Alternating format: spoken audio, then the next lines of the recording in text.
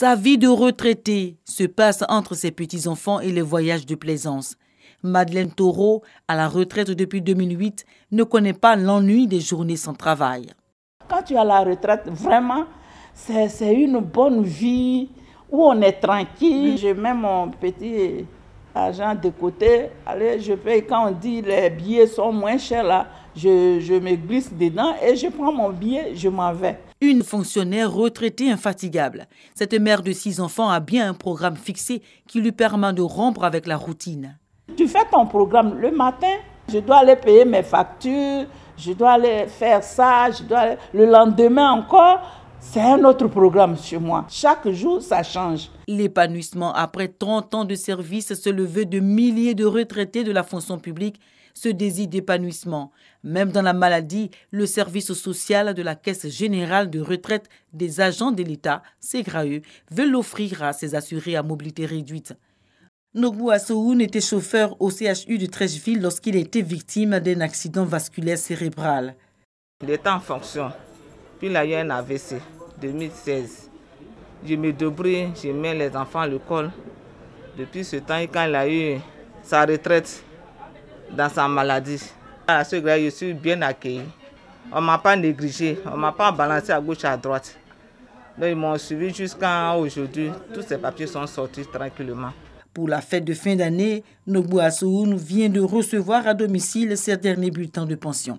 Quand je lui disais que la SEGRAE m'a appelé, qu'il venait ici, là, il dit c'est faux. Lui, il est en train de faire ses rééducations. Quand vous êtes venus, il est content. Il est ému. Comme c'est pas parlé, c'est pas bien parlé là. Sinon, lui-même, il allait parler. Il est content, il ne croyait pas même. 216 retraités à mobilité réduite bénéficient de services à domicile. Ceux qui peuvent encore se déplacer viennent au service social de la SEGRAE récupérer leur chèque de fin d'année.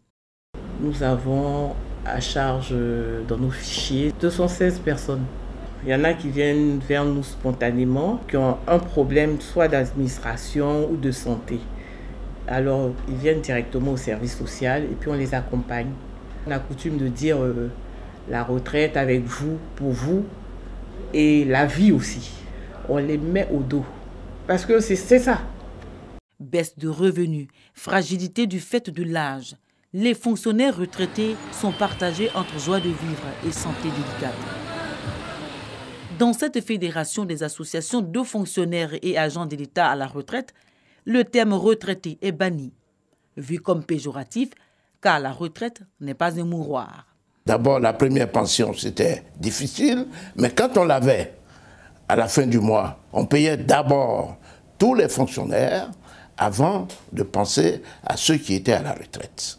D'autres n'ont jamais eu cette pension avant d'être rappelés par le Seigneur.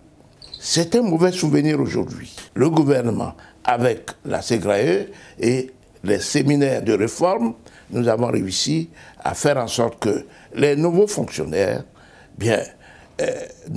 perçoivent leur pension vraiment à temps. Voyage d'agrément, défiscalisation des pensions. Ancien député de la nation, Mathurin Kofi Kwasi est devenu aujourd'hui député de milliers de fonctionnaires retraités. Une cause portée aussi par ce préfet à la retraite, reconverti en enseignant à l'école normale supérieure. C'est vrai que je suis pensionné, mais je dis qu'avec mes activités, je peux m'en sortir. Mais je me dis, il faut faire du social, il faut apporter un plus aux uns aux autres. Narcisse Tanoué Ebroni, Geneviève Youl, mariée depuis 1981, enseignant et sage-femme à la retraite. Ils sont devenus tous deux agriculteurs. Nous, c'est café cacao. Initialement, c'est ce qu'on faisait. C'est ce que papa m'a fait. Ils sont vivants. Et puis, à la faveur de l'EVA, on a enlevé les vieux caféiers et puis on les a remplacés par l'EVA. Nous avons les petits-enfants, c'est ceux-là même que nous gérons actuellement. On a même fait le baptême d'un petit-fils aussi et d'une petite-fille. C'était la belle vie et c'est la belle vie même jusqu'à aujourd'hui. Un couple de fonctionnaires retraités qui s'épanouit entre les plantations et leurs petits-enfants, qu'ils ont retrouvés sans nul doute à la Saint-Sylvestre.